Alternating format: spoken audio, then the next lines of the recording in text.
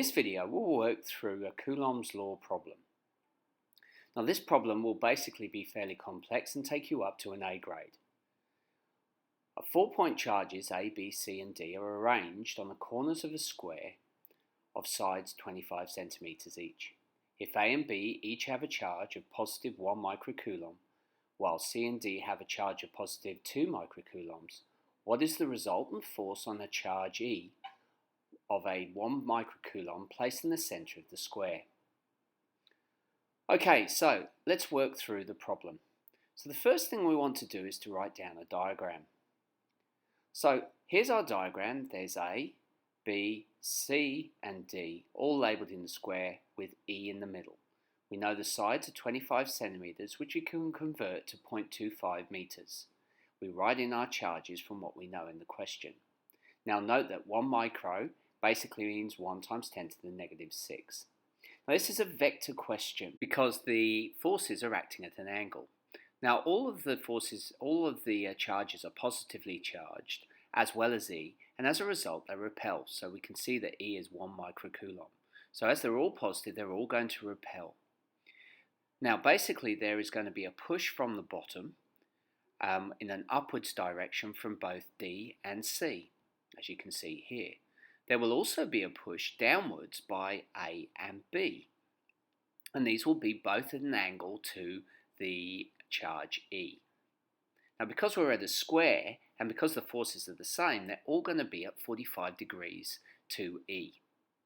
Alright, now we also know that we can calculate F by using Coulomb's law, which is basically F equals K times Q1 times Q2 all over D squared, where K is going to be our constant, which is 9 times 10 to the 9 Newton meter squared per Coulomb squared. Now from this we can draw a force diagram or a vector diagram. So here's E, and here are the forces that are going to be generated. This one coming from C, this one coming from D, and you can see they're acting upwards.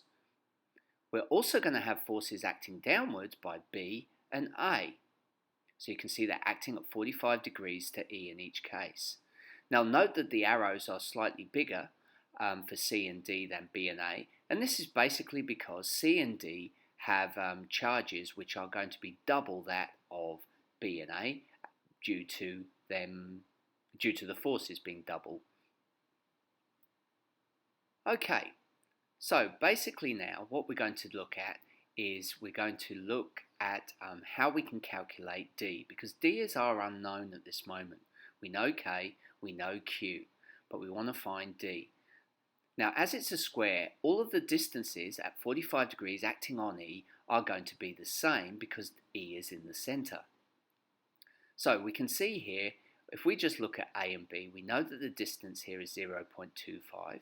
We know that the distance down is 0.25, so we can find D, which will be the resultant of these two situations. So what we basically get for D, we're going to have half of 0.25. So there's a typo there, apologies. It should be 0.125 squared plus 0.125 squared, and then it's the square root. This all comes, which is accurate now, to the distance being 0.177 meters.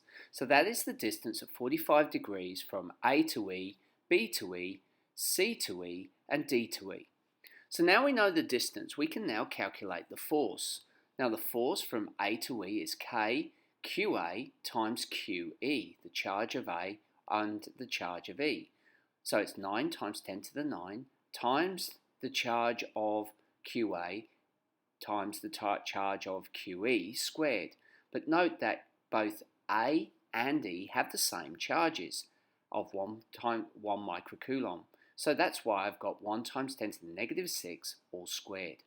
Now we know that the distance, as we calculated earlier, was 0.177.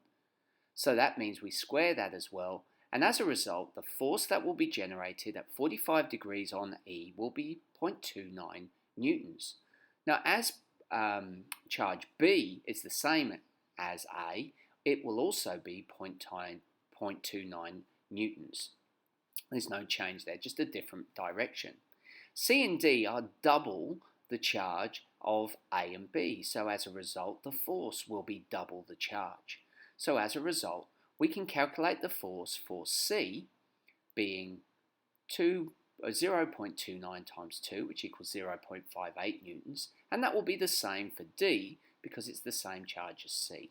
So now we've got our four forces which are acting on E at 45 degrees to the vertical. So if we go back to our vector diagram, basically this is what is going to be produced. Here's E. There's a force acting at 45 degrees in both directions of 0.58 from C and D and 0.29 downwards from B and A. D and B are on the same plane, but they're in opposite directions. As a result, I can take these two away. Let's say that 0.5 is going to be positive, so the opposite direction is negative. So it's 0.58 minus 0.29, which equals positive 0.29. This is exactly the same for C and A. Now the resultant will be a combination of these two forces acting upwards, because they're positive, with a force of 0.29 newtons. So basically we can draw our vector diagram here.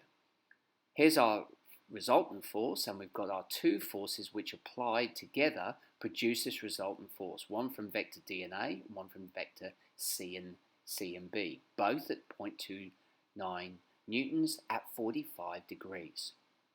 Now, as both are at 45 degrees and they're a square, these two vectors form together to make a right angle triangle. So we can draw a vector triangle basically made up of these two forces. Our force of resultant will be made up of 0.29 and 0.29 at 45 degrees of each other. As a result, we get a right angle triangle. So our resultant can be calculated just using Pythagoras. So basically, our resultant will be 0.29 squared plus 0.29 squared, the square root of the whole lot, which basically will end up with a force of 0.49 newtons in an upwards direction. Well, I hope this makes sense. Thanks for watching and join me again.